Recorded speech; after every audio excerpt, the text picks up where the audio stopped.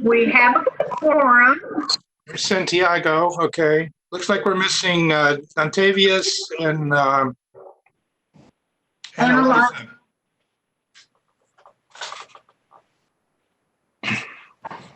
Okay, James, are you ready? Stand by. Chairman Yes. is ready. Yes. Council member. Reminder, we do need to record an audio recording of the meeting. Yes, ma'am. The recording is rolling. You are live. Perfect. Okay. Good afternoon, everyone. My name is Eliza. Hey. Hi. Eliza. Oh, very good. Very good. Good afternoon, everyone. My name is Emery Alford. I'm the chair of the board of directors for the Arts Council of Hillsborough County. Today is Tuesday, May 23rd. It's now 12:01 p.m. and I call the meeting to order.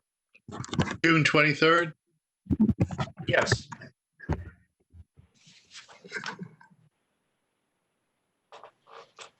We do have a quorum. Item 3 on the agenda now is public comment opportunity. Martine? I'm checking currently my email. I have received no public comments up until the meeting time. So there is no public comment. Okay. Moving to item 4, the consent agenda. Minutes from the May 19th, 2020 board meeting. Are there any comments or questions? Otherwise, we need a motion to approve the consent agenda. So moved, Commissioner Smith. Okay, so second. I'll second it. Again, Santiago? Okay. I think Georgia was the first second. I'm sorry, who seconded? Georgia? Okay. Motion, Beat him. motion was made and seconded to approve the consent agenda. All in favor, say aye. Aye. Aye. Aye. And we could also raise hands. I can see you. Okay. Any opposed? Motion carries. Okay, number 5, the chair report. We have 2 introductions today. First, you'll remember we've been going back and forth about reconnecting with the school board of Hillsborough County. And through the process was recommended from the former superintendent to join us as liaison. Since the last board meeting, Martine and I did connect with Aaron via Zoom. And so Aaron is now here with us today. And I introduce to you Aaron Saladino. You can wave, Aaron. Anything you'd like to say, Aaron? Turn your mute on. Can you hear me now? Yes. Yes. Okay. I'm just really excited to be the representative for the school district with you guys. And I think that, moving forward, this is going to be a great opportunity for, teachers and teaching artists and our students and kind of just, a good intermingling one with the community. So I really appreciate the opportunity and you guys being supportive of us. Great. We're happy to have you with us, and we hope that we can continue this great 40-plus year connection with the Hillsborough County School Board. Absolutely. Martine, did you have anything you wanted to add? Just that it was a great conversation with Emery and Aaron, and we found all sorts of wonderful ways we can share each other with communications. That was kind of the really crux thing, the thing that Aaron and I talked about the most, is passing on things the Arts Council is doing to the school district and our ability to pass on things the school district is doing to our constituents. So that's one of the things we jumped on first, but we know there are lots of different ways we can collaborate and do joint communications going forward. So we're excited. Yeah, very good. Welcome, Aaron. Thanks. Then next on the agenda is the introduction of Eliza Pafford from Measurement Resources Company, and I'm going to let Martine do the full introduction. So Elizabeth's company, Measurement Resources, has had an affiliation with the Arts Council that goes back to 2017 when they redid our funding formula for us. And several of our board members attended a meeting, a workshop in 2018 that the founder of the company, Sherry Cheney Jones, did for us at the Entrepreneur Collaborative Center. I know CJ was there. I think Georgia was there. Sherman, a board member at the time, was there. We had a lot of our constituents attend. It was called Measure It, and it was all about the importance of measuring things for organizations. And it was very well received. So we are working with the company again to give us measurements for our strategic plan and for moving forward. Just a reminder, one of the goals of our strategic plan is to become an outcome of a high-performing, data-driven organization.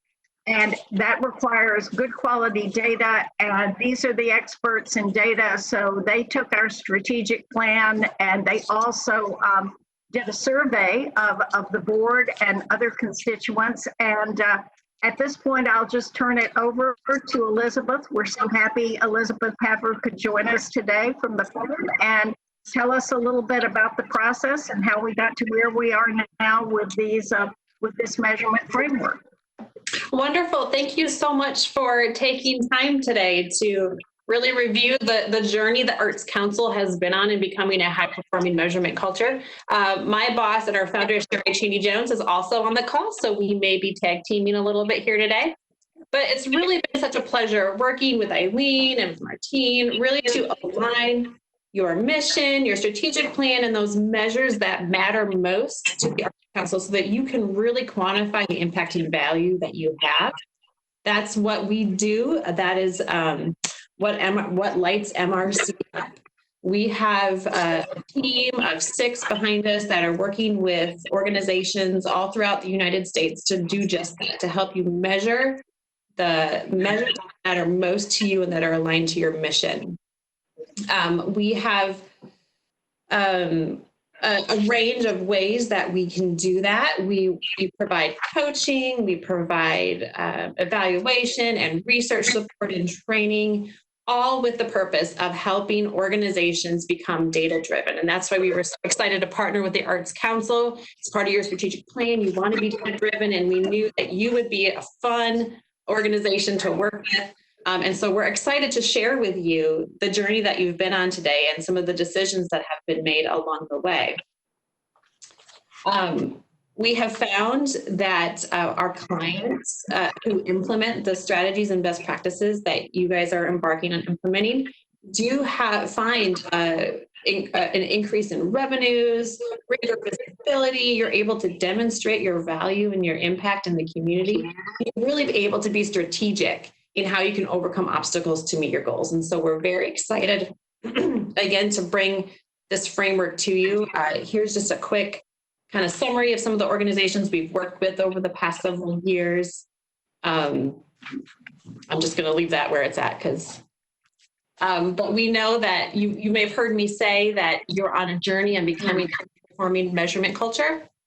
So I probably should define that for you as we talk about this journey you've been on and we share your measurement framework. A high-performing measurement culture it means that you have data and you use it to make decisions. And this is the journey you've been on. This is what the measurement framework that we're going to review today will allow you to become that high-performing culture. We know that in our research throughout the United States, about 25% of the organizations in the United States, the social sector organizations, have data and use it to make decisions. And for those that do, we found that 87% of those organizations report improved efficiencies. 81% report improved external relations. And you can see just down the chart that organizations that have data and use it strategically have greater efficiencies, relationships, and increased revenues. And so we're excited again for the Arts Council. What is also exciting, as some of you may remember, as Sherry has shared before, there's no correlation between an organization's size and budget and their ability to become high performing. I know already that the staff have been hard at work implementing your measurement plan, getting the capacity and the data set up so that you can really hit the ground running. So that's very exciting. To give you a quick idea of the journey you've been on and to summarize for you the things that have happened so far, I wanted to show you how you develop a high-performing measurement culture and those key elements that are important for success. So through our process, we've helped you clarify your mission and the outcomes of the Arts Council. We had a kickoff meeting with staff earlier in the year, and you may remember being invited to participate in what we call a Quick Start Impact Measurement Survey.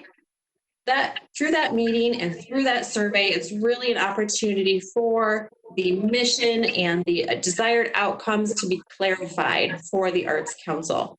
And we used that information from that survey to develop your logic model or your theory of change. And that information was provided to you in your meeting packets if you wanted to reference that.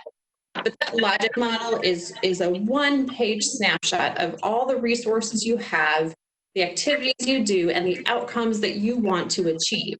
It's grounded in the work that you do, the language, the things that you said are important, and that became the basis for developing a measurement plan. Because we start with your mission and your desired outcomes, then the team went through a process to determine those measures that matter most, those measures that are aligned to your mission and your strategic plan. And that was accomplished through a workshop we facilitated with Martine and Eileen and one or two other staff members. So we've clarified through this process so far, you have clarified your mission, your outcomes, your measures that matter most. And then we've worked to co-create an action plan for you to capture that data in a meaningful way. We've provided a measurement framework action plan to the Arts Council that really outlines how you can reliably and economically collect data that align to your mission and your strategic plan. And so that measurement framework document, I also believe, was included in your board packet. We're going to go through the measurement framework at kind of a high level today, and then just give you opportunity to ask questions and clarify anything that you want to have clarified. But after you've captured your data, it's important to communicate your data to stakeholders to increase buy-in, to really demonstrate. I know this is one of your goals. You want to be a thought leader in this space. And so to really demonstrate the power data can have in helping you be strategic and overcoming barriers, and getting rid of excuses and focusing on those things that need to change, need to improve so that you can have greater impact. So when you have this framework in place, you're able to communicate data in a real powerful way, and you're able to celebrate the change that you see throughout your process. Change can be short-term, it can be small changes or big community-wide impact change, but all change is important to celebrate. And so this is the process that we like to conceive for you and feel that you're on. So again, just to recap, this process of developing a measurement framework really is, it's your mission and your outcomes, your measures of success, and an action plan that makes sense for the Ohio Arts Council.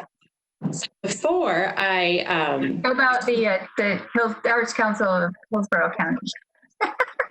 Elizabeth, not Ohio. Oh, did I say Ohio Arts Council? My goodness, I apologize.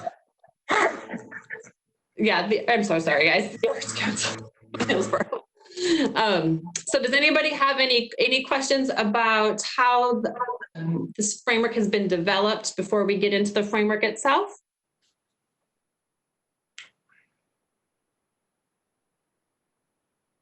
Doesn't appear. Excellent. Okay. Thank you for that confirmation.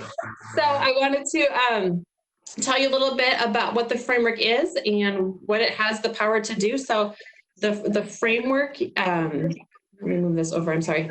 The framework, it is just a collection. It's a collection of measures that will quantify your unique impact and value. When you've implemented it, it'll be able to tell you the story of what you've done, how well it's been done, and how the people and how the community is better off. And the results that you get from the framework will just give you the ability to be on this journey of continuous improvement, advocate for the work that you do, fundraise, and really show investors how the money is being spent. So the measure itself is 9 measures. Was this, I'm just curious, were you expecting something pop up that was a little bit more busy and looked a little more complicated?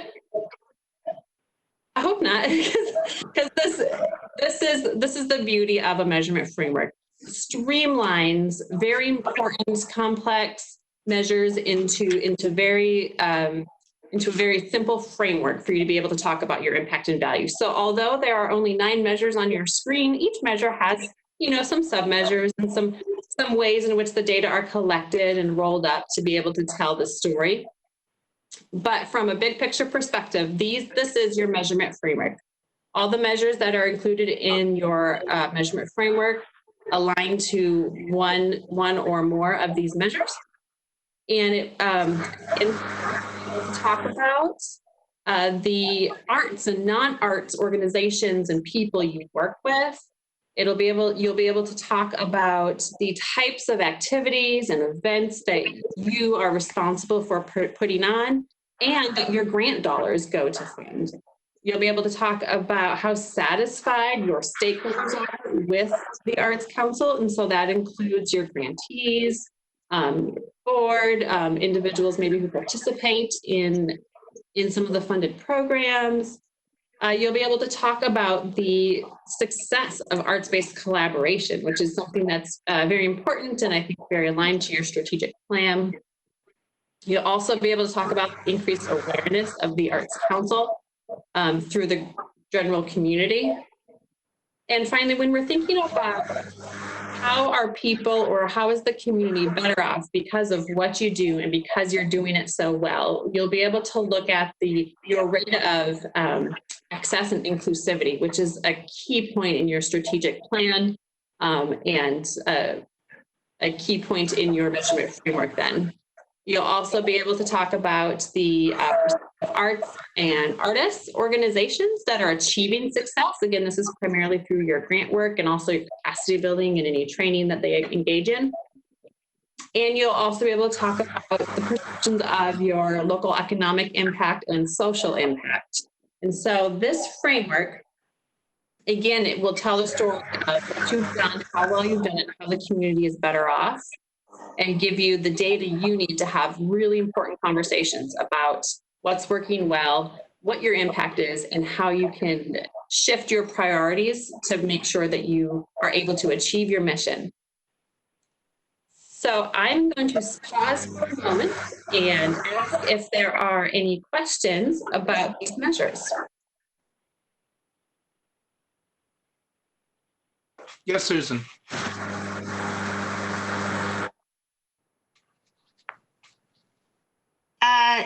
This is me.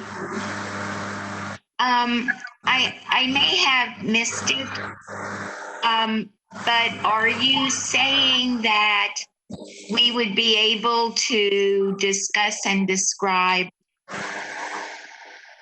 how well we've done in those areas and how better off socially, economically, et cetera, we are based on the data collected of those two initial points of number of individuals served and number of activities, events conducted, or where else would the data come from to discuss and describe the middle and for this column? Right. Thank you for that question. Absolutely. So the framework provides you with a way to capture data that is directly related to all the things that you do. The theory is if you do things and you do them well, you'll have greater impact. And so in terms of being able to talk about the rate of inclusivity or the impact of on the social impact, if you will, we really paid attention to what is that impact or what are those data points that the Arts Council can be held accountable towards. And so, yes, all of the activities that you do, all the events, all the strategies you implement are then assessed for quality and impact.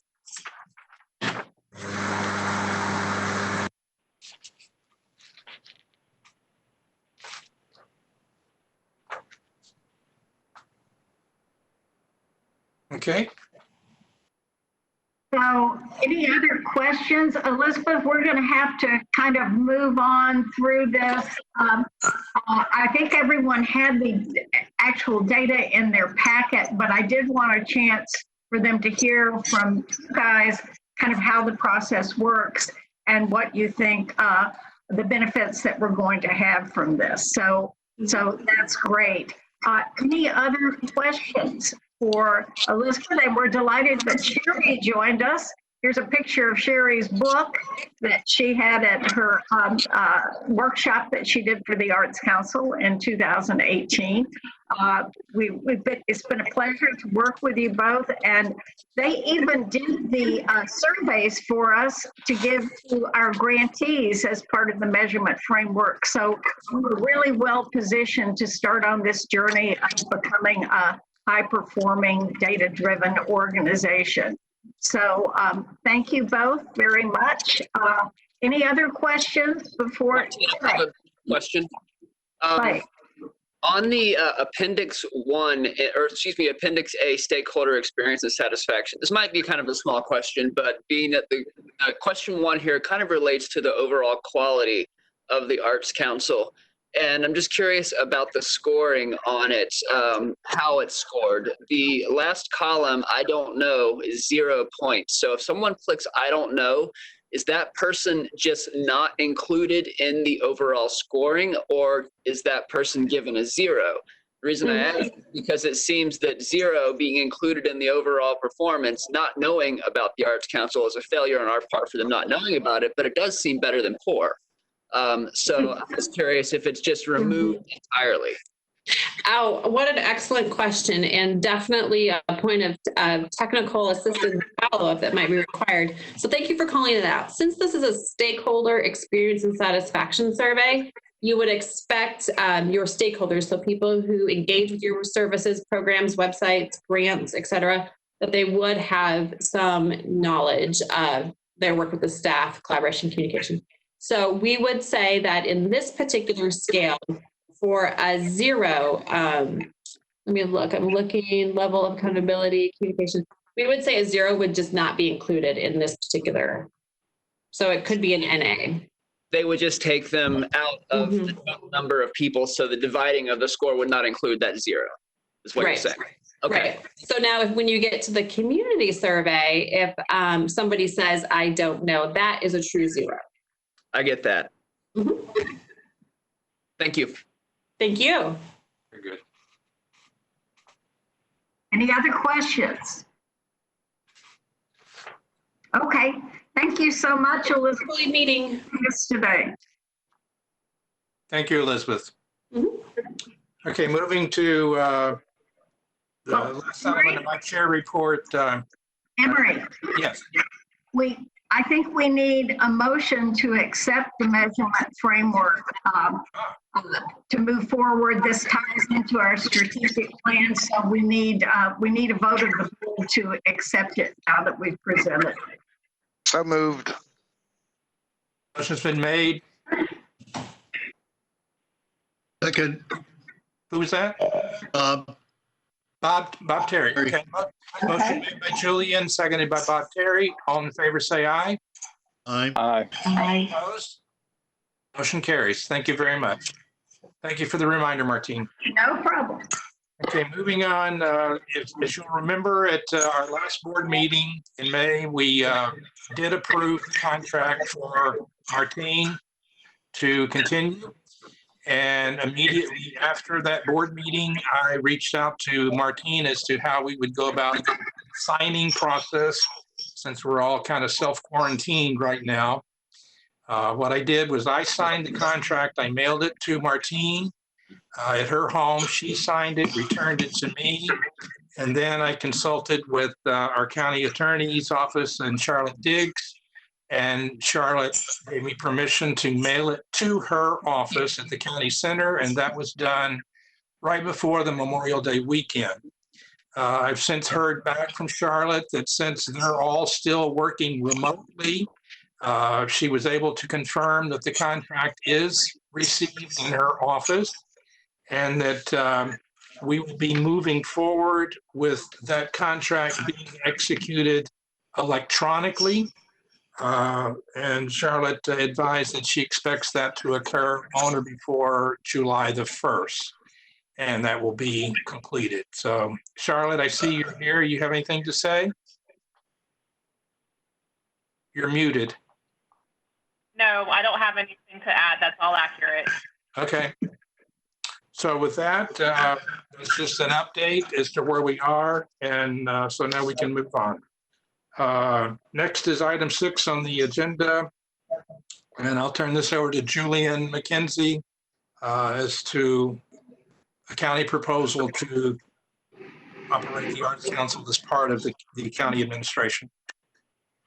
Thanks, Emery. Good afternoon, everyone. Let me try now one of my skills and share my screen. Hang on. You did it beautifully yesterday. I know, I'm trying it. Give me a minute. Is everyone seeing my screen? Yes. Yeah. All right. Okay. So, I wanted to discuss the proposal of operating the Arts Council as an official part of the county administration. A bit of background to begin with. You'll recall in February, the Executive Finance Committee voted to investigate the opportunities to consolidate with the county. This was ratified by the board a week later. March 10th, which I believe was our last in-person meeting, the Executive Finance Committee unanimously voted to hold meetings with the county following the analysis done by Martine.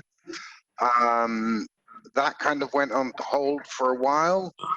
Then we reviewed in May the potential cost savings, and I was tasked to lead meetings with the county. Those meetings have taken place, and the questions that were raised at our last meeting were addressed, and namely, in particular, there are no hidden costs, and we'll come to that in a moment. And we then came up with a plan of different options that could be used or that could be considered as part of this opportunity. What are our options? Well, there's basically three options. The first one is for us to remain as as an independent entity, remaining as a special district. The second option is for us to reconfigure as a non-profit organization. The third option is to reconfigure as a county board, similar to the Cultural Assets Commission in Hillsborough or Miami-Dade or in other places around the state. And the county has requested that once a recommendation is made by the Arts Council Board, they will initiate the work to prepare the appropriate ordinances to address the reconfiguration. So let's look at these three different options. The first one is very similar to where we are at today, and in fact would increase our expense base by about just under $15,000.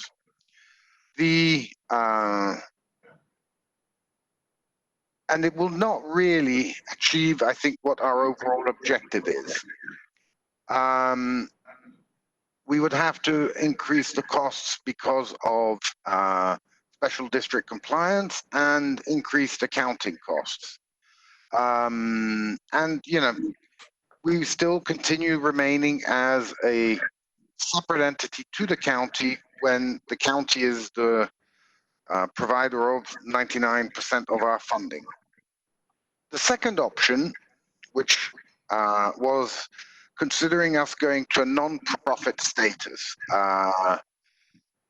This, I would say, is probably the most negative, in my opinion, of the alternatives. It increases our costs by about $117,000.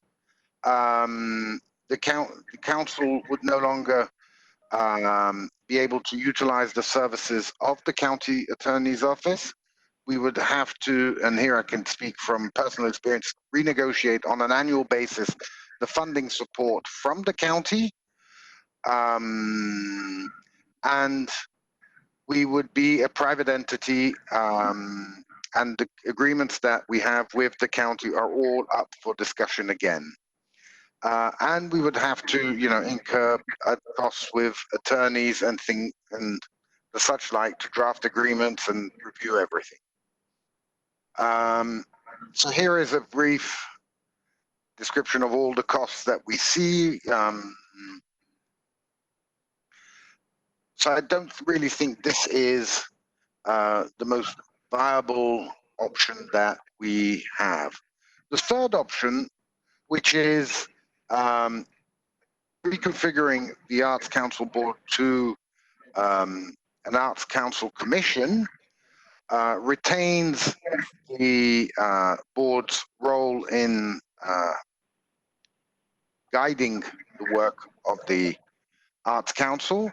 It does have the significant benefit that it allows us to free up $157,000 to put towards our mission as in developing arts in our county. As I mentioned a moment ago, there are no hidden add backs from the county. The services are provided streamlined. It enables the staff to be aligned with the people they're sharing the same corridors with when they'll be able to go back. And the only thing that would be required would be for the Board of County Commissioners to repeal the current ordinance and enact a new ordinance. The timeline here, it is following conversations with county staff. This would be achievable by October 1st, as that is the beginning of the new financial year for the county.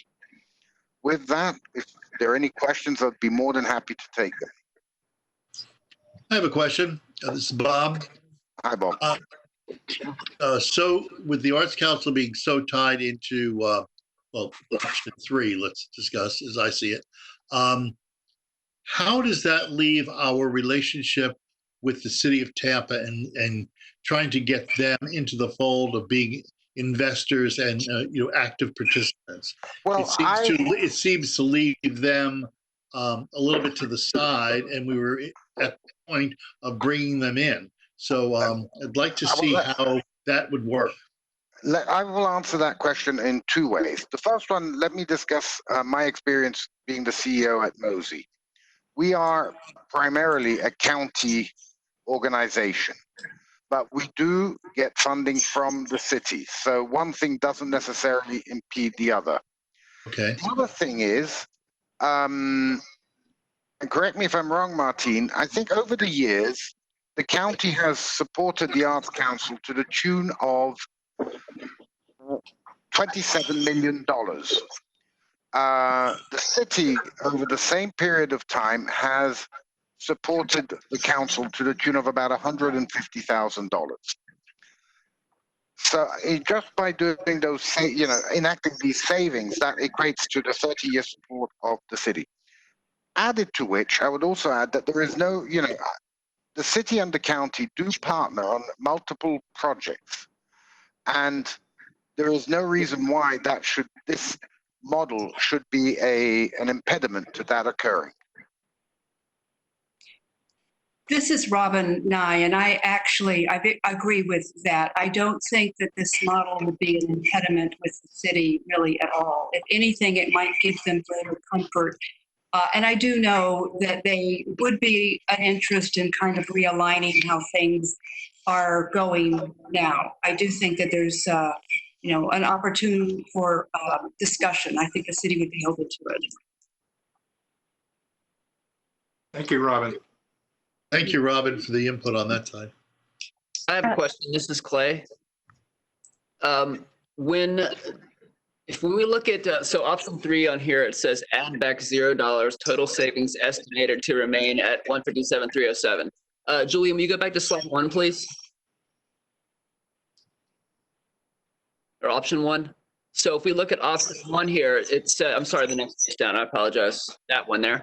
If we look at option 1, it says total negative impact 14,660. So is that 14,660 in relation to the 150,000 in savings, or is it it costs an extra 14,660 based on what we're looking at now? It's in relation as to where we are today. Okay, so that answers that question. Okay, next question on the same slide here. Option 1 is similar to now, so it's similar but not the same. So what's different?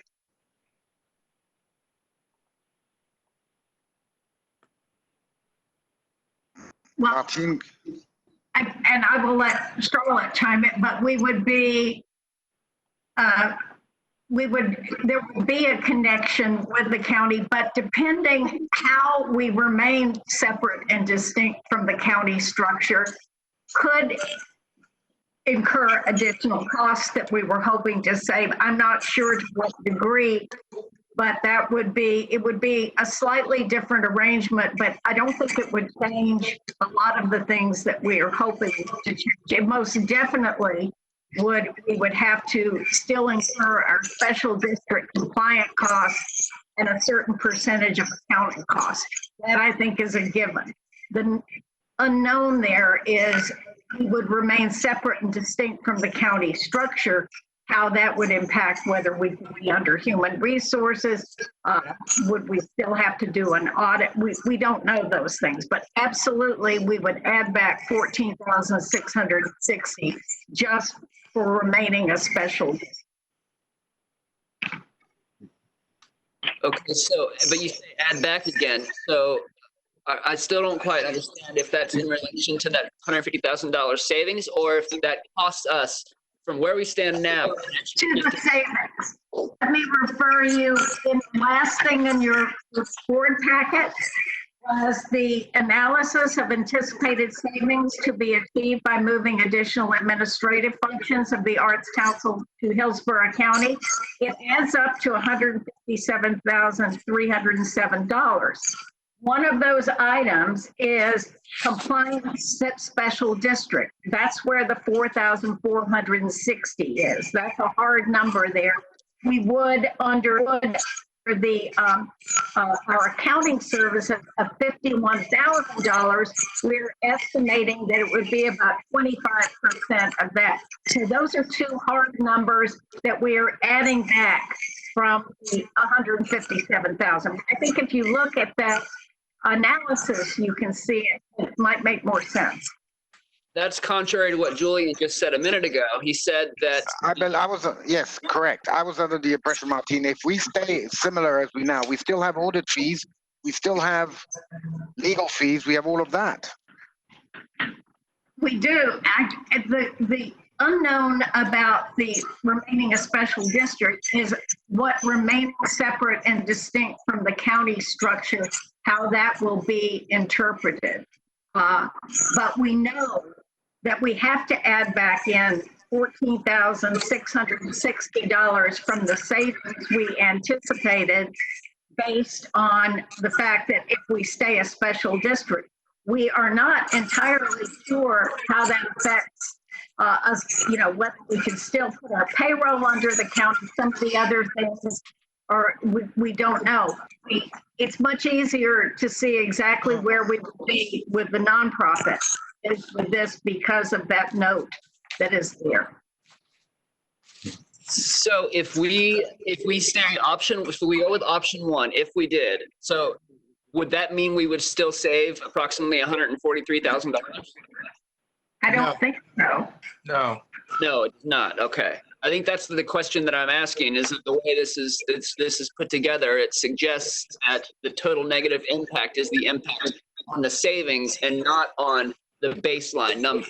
And that's where I'm confused. So I think that We would absolutely have to add back the cost of special district, which is $14,660.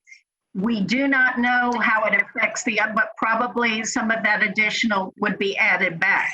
In the case of becoming a nonprofit, we are very clear that a lot of it has to be added back.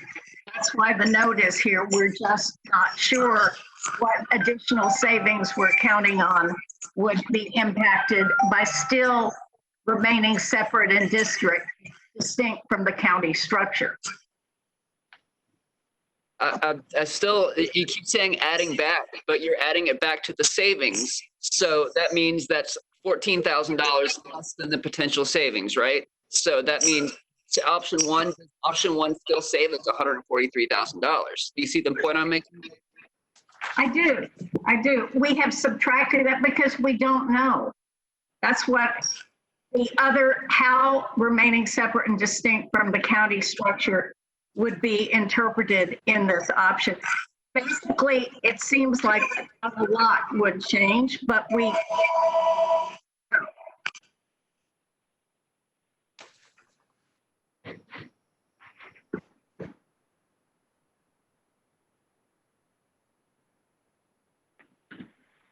What happened?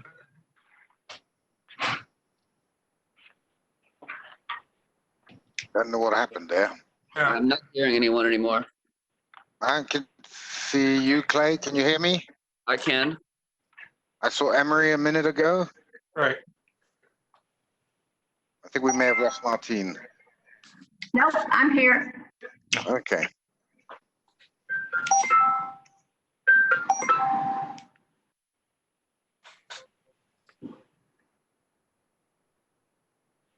I think Anyone else see the point that I'm making, though? It's a little bit confusing, and I'm not sure if the way it's drafted, it's a negative impact in relation to the savings, which Martine seems to be saying that it is. And if that's the case, we're still saving with option one $143,000.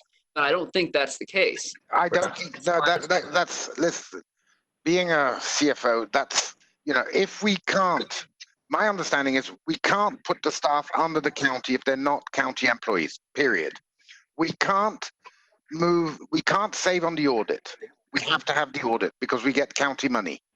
Next month saving the other administrative savings that we had identified cannot be incurred or realized because we are a separate entity. So it's a good question that you asked, Clay. My understanding was that this is a negative impact from where we are today. It can't be otherwise. that does seem reasonable, and I think that's what it is. It's just the way this is drafted didn't quite explain that, and that's why I asked. So if that's the case, thank you for answering that. We cannot, if we can't have the staff, even though the staff, we have to maintain, as a separate entity, we have to maintain certain functions, the audit, yada, yada, yada. Of course. Thank you. Julian, can you back up one slide? I'll try.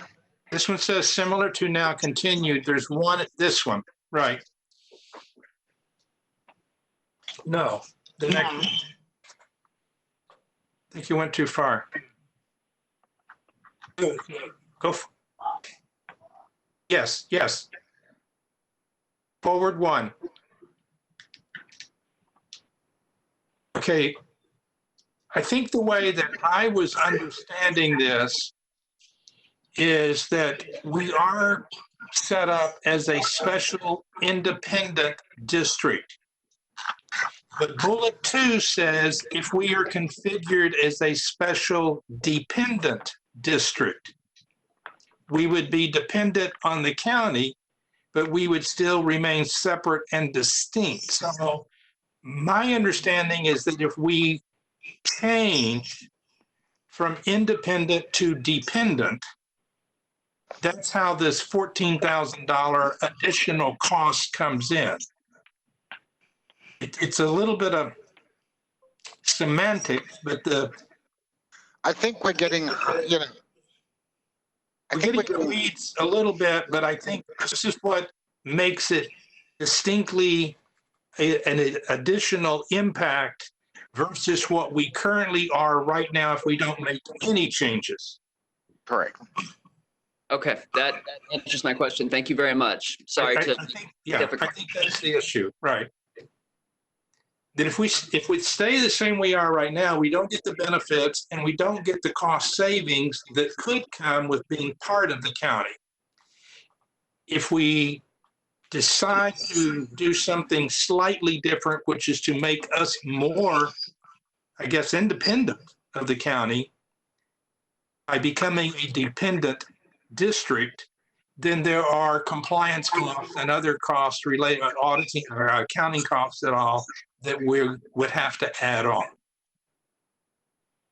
That was the way I read it.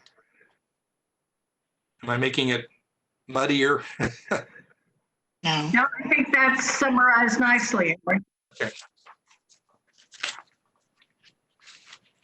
So, but I understand the point you're trying to make, Clay. But to me, it doesn't come off of the savings of 157. Any other comments or questions? Emery, I have a question. Can you hear me? Yes. Okay. Is there anything, Julian or Martine, that you found in the research as to why we initially were a special district as opposed to being under the accounting? Is there any historical reason that we might want to consider before making a change? This is Julian. I did not. The whole conversation started at, I think, one of my first executive finance committee meetings when I was presented with the numbers. Yeah, the March 10th meeting. No, this was way before then, Emery. This was in January, I think it was, when I saw the numbers for the support functions that we had in the budget, I think it was. And I asked the question, well, why don't we, figure out a way to align ourselves more with the county so that we can save this money and direct it to what our mission is. I did not go back and look at why the history. I'm not a very good historian. I would just add, Eliza, I'm not sure why it was structured that way, but it's been a very awkward structure in that we aren't a profit and we're not an agency of county government. We're in this strange in-between land, which kind of gives some of the worst of both worlds. It's a very unusual structure. Not only is there no other arts agency, local arts agency in Florida structured like this, I haven't found any other agency in the country at American for the Arts conferences. Typically, you're either part of county government or you're a nonprofit, and those are the distinctions between the two. We sort of have a foot in two different worlds with the special district status, but I don't know why this was in 1967, why it was set up like this. I have no clue. All right, thank you. I think, historically, it's a philosophy of the previous administration of the council itself on how to operate and having a sense of independence on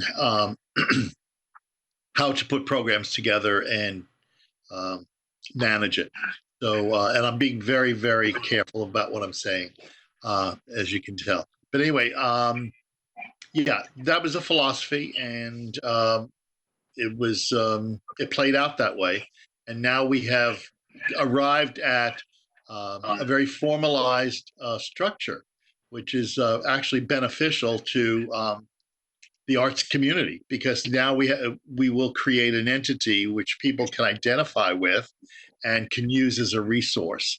And I'm very happy after all of these years to see us at a point where we are now going to be looked at as a very professional resource for artists and culture in our community. And I see us moving towards that, and I'm very, very happy to see that.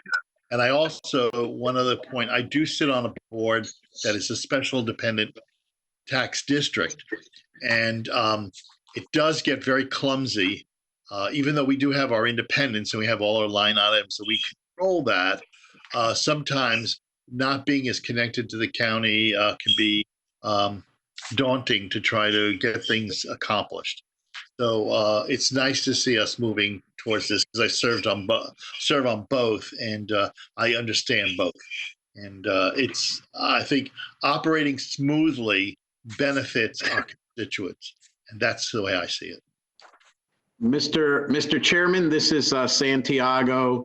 Yes, sir. In light of the conversation we had yesterday at Executive Finance Committee and the conversation we've had here, I'd like to make a motion that we pursue option 3 in restructuring our body.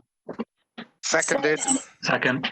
Motion was made by Santiago and seconded by Julian. Any additional comments?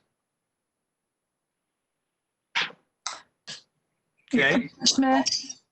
I'm sorry? Commissioner Smith. Yes. I'm just very happy to see us going in this direction. I think this board has put a lot of work into it. Our staff has put a lot of work into researching our options. One of the questions that I've been asking throughout this process is, will it preserve our autonomy?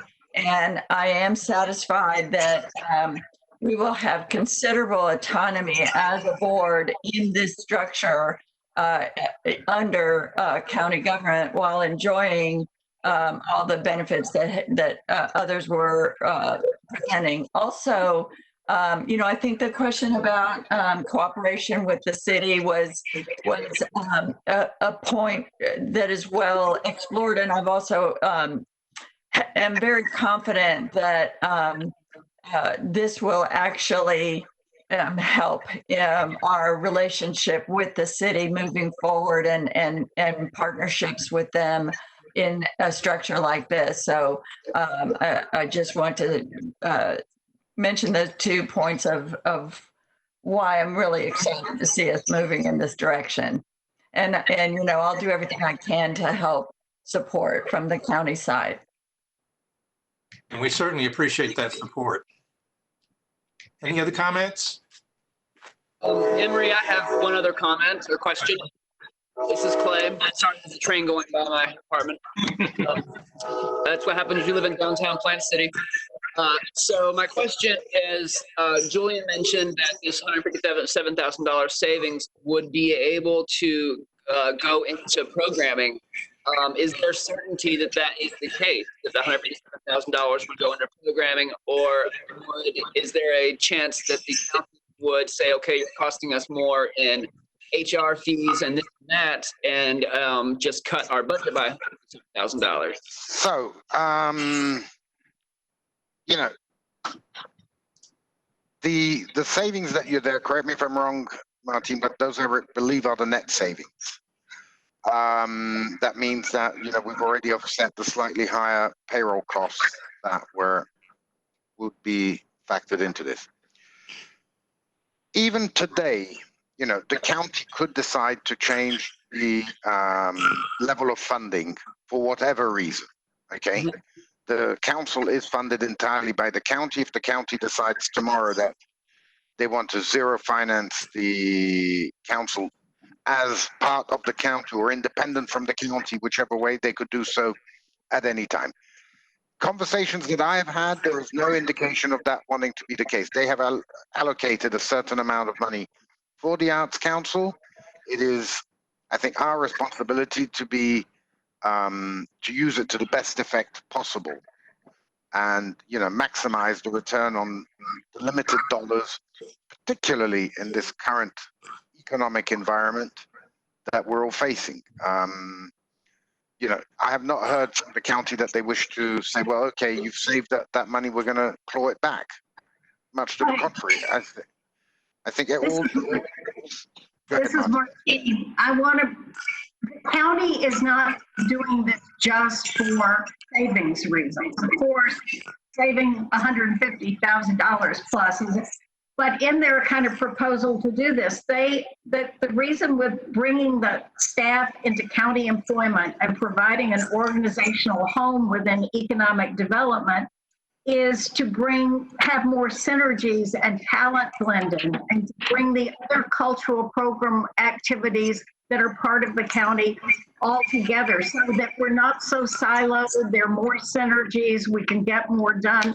That's as much of their reasoning in doing this as just the cost savings. So that would be counterintuitive to what they're saying they want to happen from this. Thank you. Okay, we have a motion that's been seconded. All in favor, say aye. Aye. Opposed? Hearing no opposes, I'll say it carries unanimously. So we will move forward and investigate. Thank you very much. Okay. Investigate or implement? Yes. I'm sorry? Investigate or implement?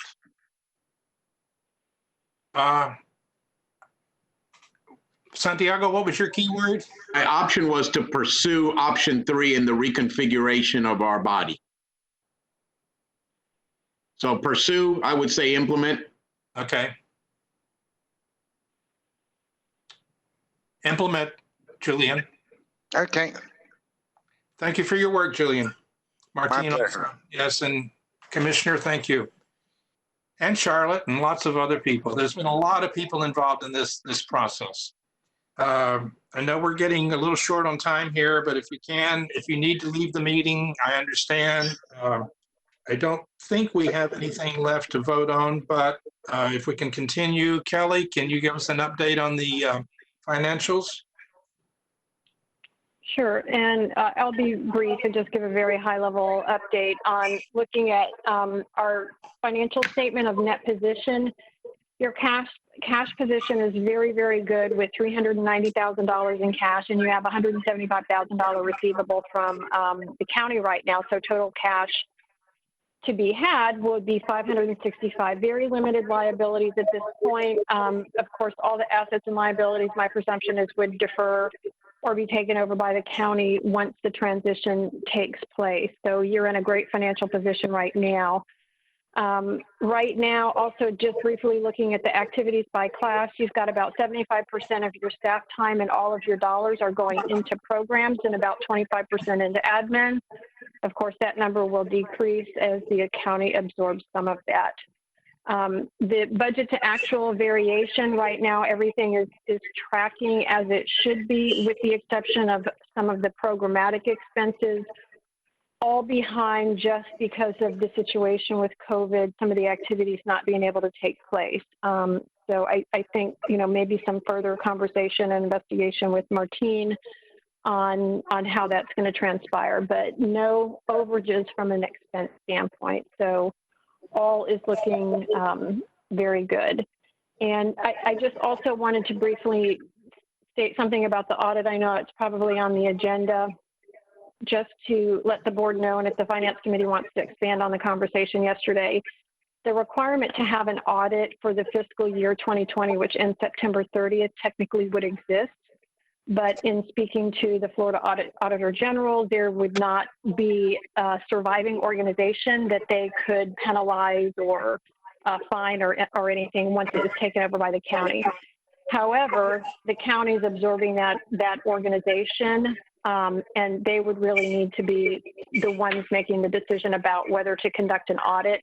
There would, in my opinion, not be a purpose in it, since the purpose of the audit is to provide that documentation to the county.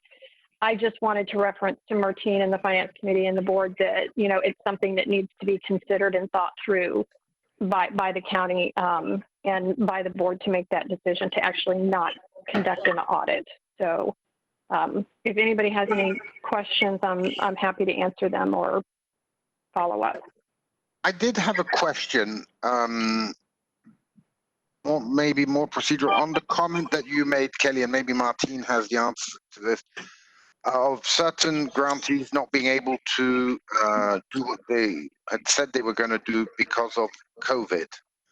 And so my question is, if we've given a grant to someone kind of prior to the COVID pandemic, and they have totally not been able to do what they were supposed to do, what happens to those funds? Well, I will answer that, Julian. Basically, I don't think we're going to have a problem at the end of the year or have funds extra. We have been approving changes in grant in the grant narrative. For example, if an organization was not able to do the live performance that was scheduled in June, if they want to use those same funds to do a video performance, we have been reaching out to organizations trying to get them to restructure things. We have accelerated the payment structure. It's going very well. Most organizations are making changes that we can approve that still fall within the grant requirements, so that we're doing our due diligence and they're still complying, but we're allowing changes for this unusual year. Same thing with individual artist grants. Obviously, the gentleman that was going to Vietnam in June for his professional development experience can't. So we allowed him to do another experience that required a camera and is doing something locally. Same amount of funding, but we've just made those. So I really don't think we're going to end up with funding at the end of the year. We've been very proactive about reaching out to our grantees. Okay, thank you very much. Okay. Any other questions for Kelly? We don't need a vote or anything, do we, Martine? No. Okay, moving on, executive. Thank you, Kelly. Moving on, the executive director report, Martine. Well, Julian just asked me a question that was part of my report. I wanted to talk about the things we're doing organizationally for our 2020 grantees. We are being very proactive in making sure that they can achieve everything by the time of the end of the reimbursement period and get all the reimbursements in, and they are responding very nicely. As far as next year, the grant went live last Monday, June 15th, all the CAIG grants and cultural development. We did postpone the cultural development deadline that was very early in the COVID-19 process. It was not a good time for people to do a grant application, but the application went live last Monday. We had a wonderful online, our first ever Arts Council Zoom webinar. We've done meetings before for the grant workshop for these grants on Friday, and it was wonderfully well received. We're getting good evaluations. talk about access. We usually do this all over the county. Anybody could dial in, and we've also saved that and put it on YouTube. So we can refer applicants that weren't able to attend to that, as well as counseling them personally. And we are having many meetings with new applicants that aren't sure which grant is right for them. So Joe and I will be having Zoom meetings one-on-one with those applicants. So that is well underway at this point. And that's really my report about where we are with that. I would like to add just one thing, because I think the board will love this. Part of our measurements that we're putting in place that Elizabeth talked about, we have a new database. We're tracking contacts. We're tracking people, how they found the Arts Council, where that contact came from.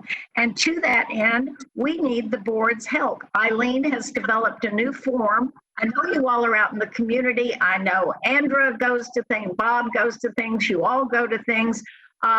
This is a form that you can get their business card or take some notes and come back and send it to us, and we will put them in the database. If you can get their permission to add to the email, we do have to have a specific permission for that. We can do that as well, but it's a way to that you all can help us connect with people in the community, and then we will be tracking that through our new measurements. So after the meeting, I will, sometime this week, I will send the whole board that form so that you can start thinking about how to tell us about the good work that you do in the community, interacting with artists and cultural organizations. Okay. Anything else, Martine? No, that's it for me. Thank you. So for other business, Georgia, do you have anything? Our next meeting for the public art will be on Zoom or Cisco, and it's scheduled for July. So I'll keep you posted. Thank you. Any other business? Megan Parsons here. I just want to congratulate the staff, for working so hard during this time at home. And also, Eileen's been doing a great job on social media. So please share and like all the things on Instagram, Facebook, LinkedIn. So she's been doing a great job, and we want people to see those things. Also about social media. Eileen's been doing a fabulous job, and we appreciate all of you that do like and share her posts. Right. Also about social media, I believe Eileen shared this as well. The Arts Council was part of an awards called the COVID-19 Heroes of Tampa Bay. The Arts Council was part of it, the City of Tampa, a number of different arts organizations. And the voting is alive right now. And there's the top 19 vote getters. They were nominated. There was about 58 of them, I believe, that were nominated. Different people and organizations in Hillsborough, Pasco, and Pinellas were nominated by the community to receive one of these awards, or handmade awards by Rustic Steel and a couple of other metal fabrication companies. So please go vote on that and choose your favorite COVID-19 hero of Tampa Bay. You can probably find the link. I know at some point the Arts Council posted the nomination. I believe Eileen did. I'm not sure about the ballot form, but I can send the link to Martine and she can forward it out. That would be great. Thank you. Yes.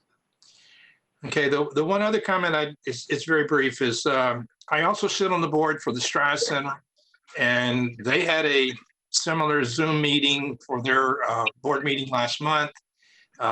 They continue to be basically shut down. It's phenomenal how many performances have had to be canceled, much like Major League Baseball, and who knows what might happen with basketball or the pro sports or anything that requires large attendance gatherings. At the same time, the Patel Conservatory has been quite creative in developing private lessons via Zoom, workshops on how to put on makeup or a number of other things. And they are moving forward with some very creative ideas for summer camps. And I know, Paul, you have some summer camps going on. So people are being creative in trying to make the best out of the times. But I appreciate all of your efforts and the fact that you're willing to spend time today and probably for the foreseeable future in meeting in this way. But as our staff has just been noted, they're continuing to do good things. We're moving forward, and I'm excited to see how we look. I will adjourn the meeting at 1:08 p.m. Thank you, and you're free to leave the meeting. Bye-bye, everybody. Bye, everyone. Bye, guys. Bye. Thank you, Emery. Thank you, Martin. Bye.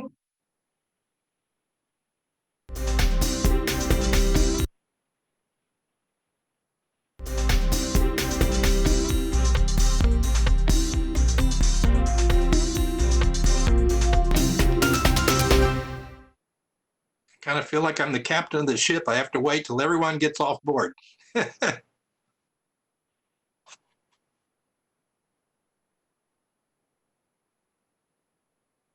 Thanks, Kelly. Thanks, Bob. Thank you. You just hit the red X. It says leave meeting.